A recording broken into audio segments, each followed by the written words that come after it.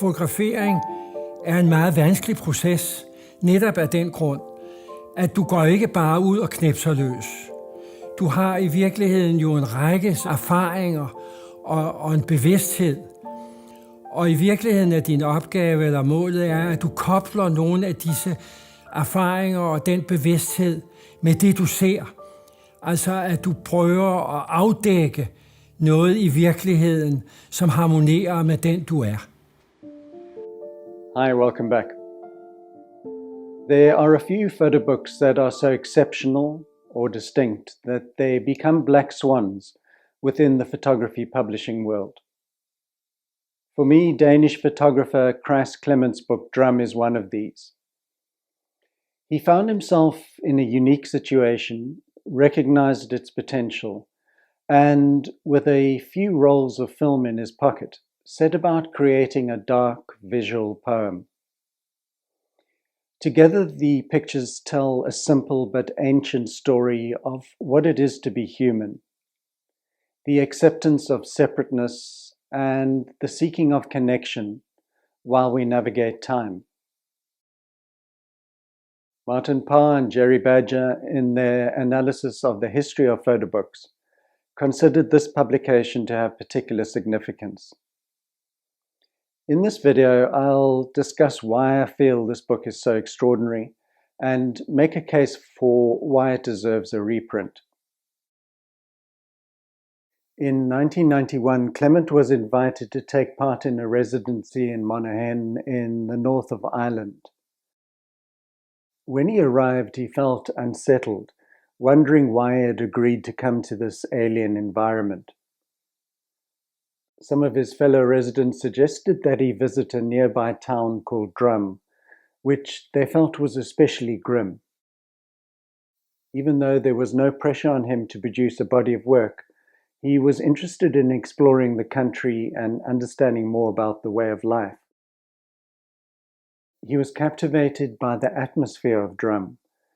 It felt extremely quiet, self-contained, and almost suspended in time. Nothing in particular was happening, and he felt isolated and displaced in this misty, dark landscape. He eventually landed up in the town pub.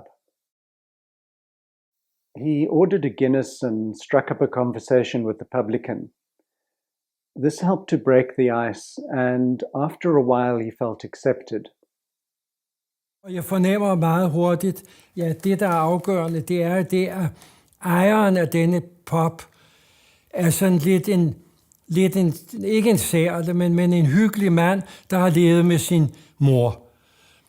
Og jeg havde på det tidspunkt, hvor min mor også død kort forinden, og der står så sådan en lidt udtrådt stol for enden af baren, og så siger jeg til ham der, "Oh, I can see that is your mother's chair." Og det, at jeg gjorde det, vandt jeg med det samme hans hjerte, for han havde lige mistet sin mor på det tidspunkt, og hun var der ikke mere, men bevarede stolen. Og det gjorde faktisk, at jeg fuldstændig frit kunne bevæge mig rundt uden at blive bemærket i denne her pop. Sometimes when you're working, it's important to help your luck along. Generally, I find that if I come across as unassuming and attentive to people, they become trusting and drop their guard.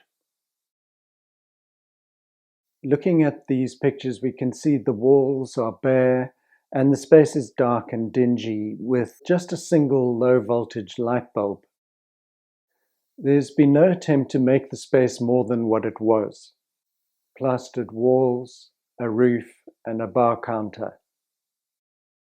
But for these men, this space provided a sanctuary where they could be themselves in the company of people that they felt comfortable with.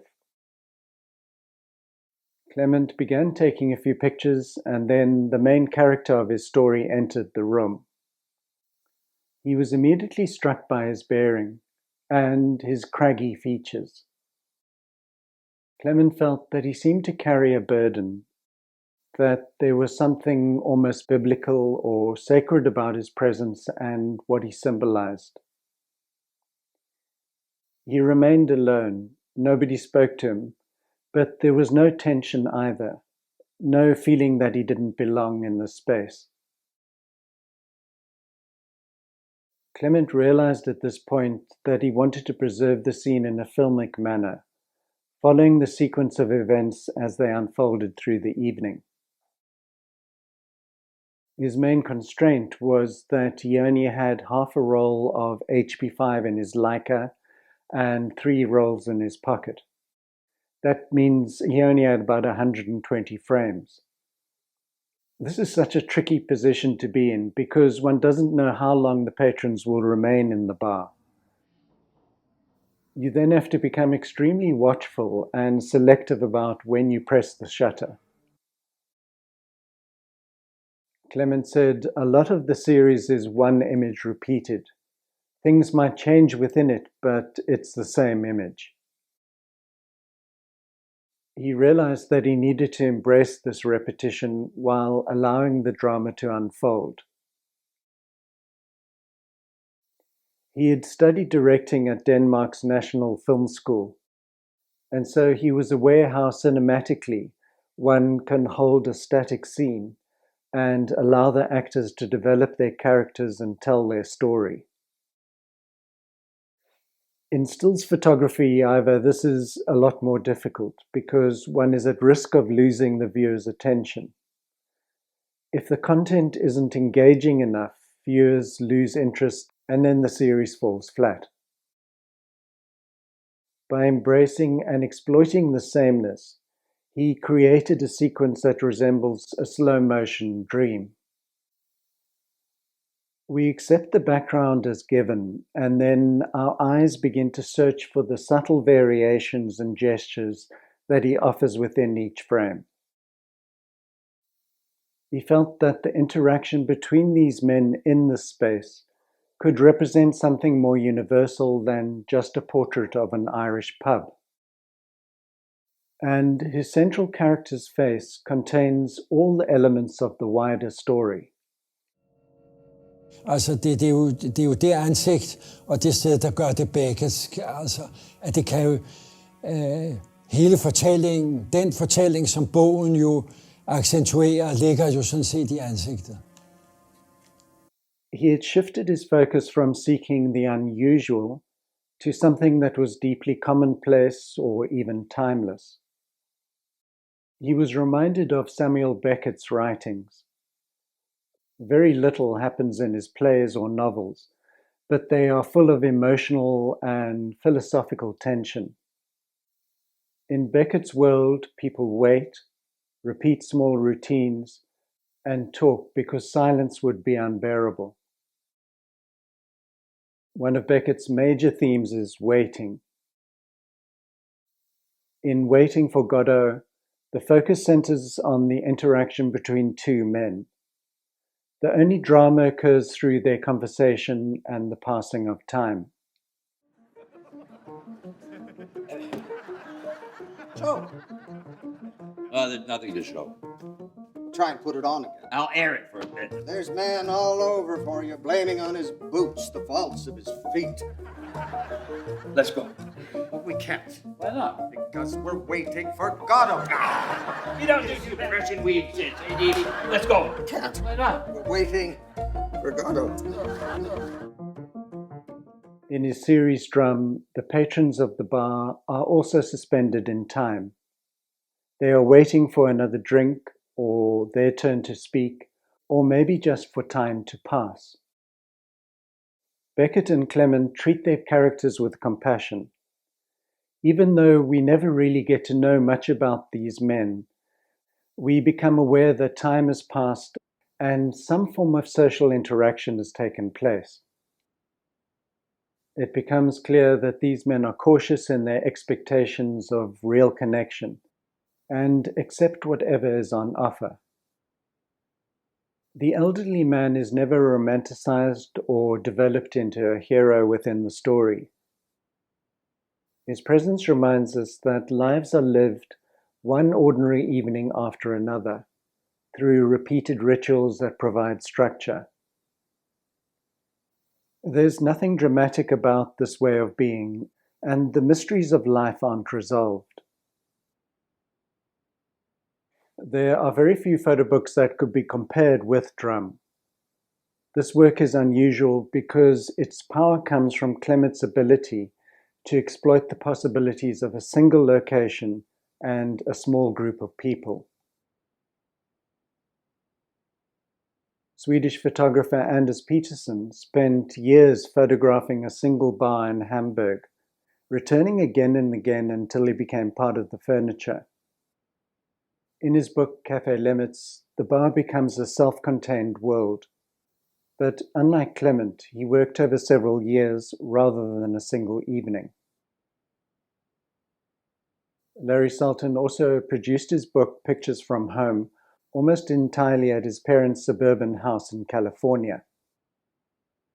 He allows the space to become a stage for the family relationships to play out.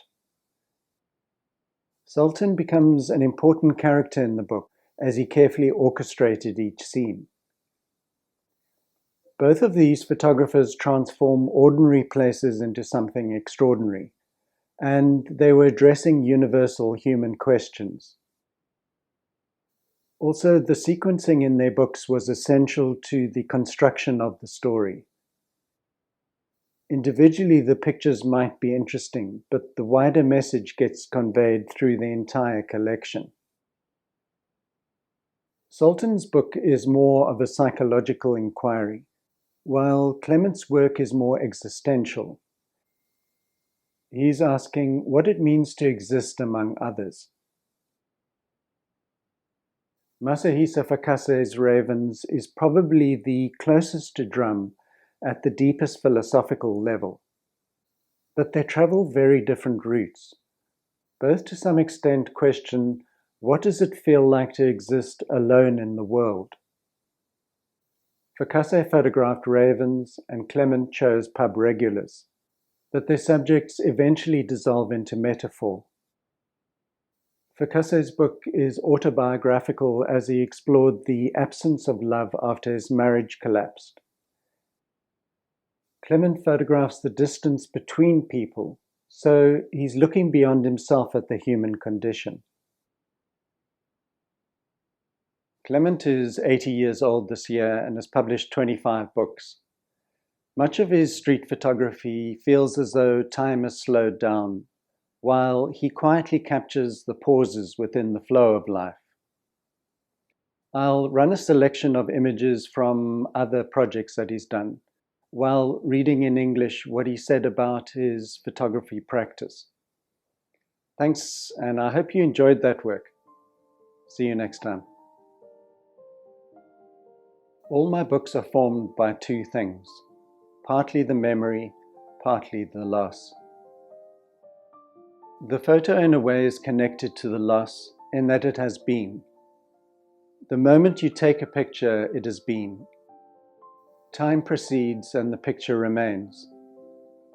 It's painful and unnerving, but it's also very beautiful. I've sometimes compared photography to standing at the back of a train, watching a station disappear in the distance. The photo becomes the station remaining in place, while you move forward from that point.